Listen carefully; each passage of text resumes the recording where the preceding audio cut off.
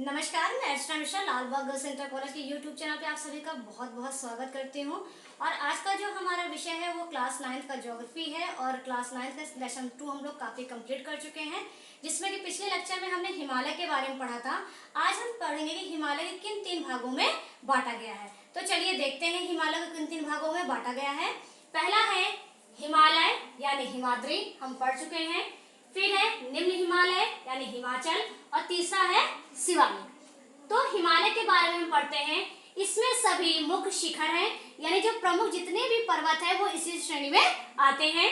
इसकी मध्यमान ऊंचाई 6000 मीटर तथा चौड़ाई 25 किलोमीटर है।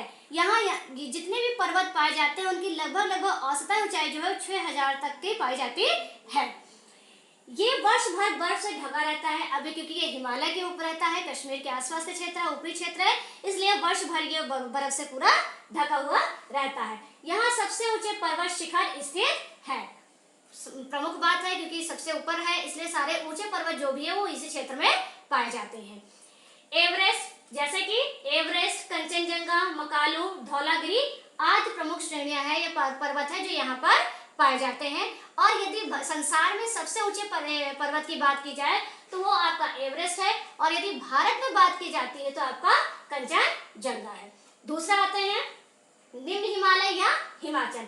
इसमें शिखर का औसत 4500 मीटर है, यानी यहाँ पे जो शिखर पाए जाते हैं, पर्वत पाए जाते हैं, उनकी औसतन जो ऊंचाई 4500 मीटर है। पीर पंजाल श्रृंखला सबसे प्रमुख है, और यहाँ की जो पीर पंजाल श्रृंखला है जो कश्मीर में पाई जाती है वो सबसे प्रमुख श्रृंखला यहाँ की मानी जाती है, और आपके पाठ्यक्रम के लिए भी।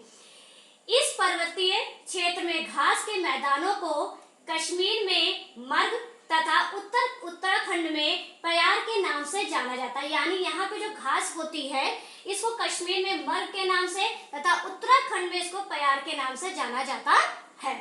आगे देखते हैं शिवालिक पर्वत श्रेणी। अब ये क्या है, सबसे अंतिम भाग होता है आपका।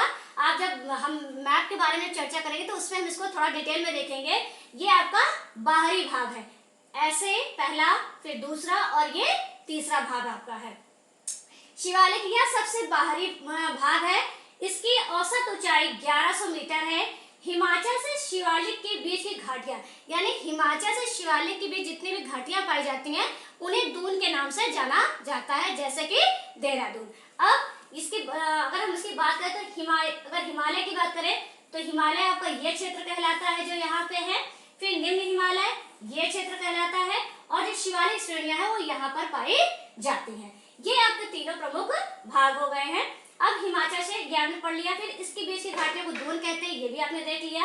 अब ये आपका पार्ट हो गया हिमालय पर्वत के बारे में। अगला हमारा जो है वो है उत्तरी मैदान। अब उत्तरी मैदान के बारे में हम पढ़ेंगे। सिंधु, गंगा, ब्रह्मपुत्र नदियों द्वारा लाई गई गाद से बना है, ठीक है। यानी आपकी जो गंगा नदी है, सिंधु नदी और ब्रह्मपुत्र नदी है, ये अपने साथ गाद जो लेके आती है, जो मिट्टी लेकर आती है, जो छोड़ती जाती है, उसके द्वारा ये क्षेत्र बने हुए होते हैं।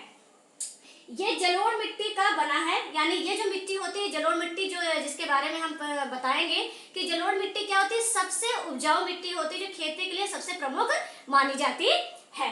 2400 किलोमीटर लंबी तथा 240 से 300 किलोमीटर चौड़ी है। और ये जो आपका होता है उत्तरी मैदान होता है, यहाँ पे ज्यादा जनसंख्या निवास भी करती है, क्योंकि यहाँ पे सड़कें बनाने में, घर बनाने में बड़ी आसानी होती है। तो इसकी लंबाई कितनी है अगर देखें तो 2400 किलोमीटर, और अगर इसकी चौड़ाई देखें तो 340 से 320 किलोमीटर है।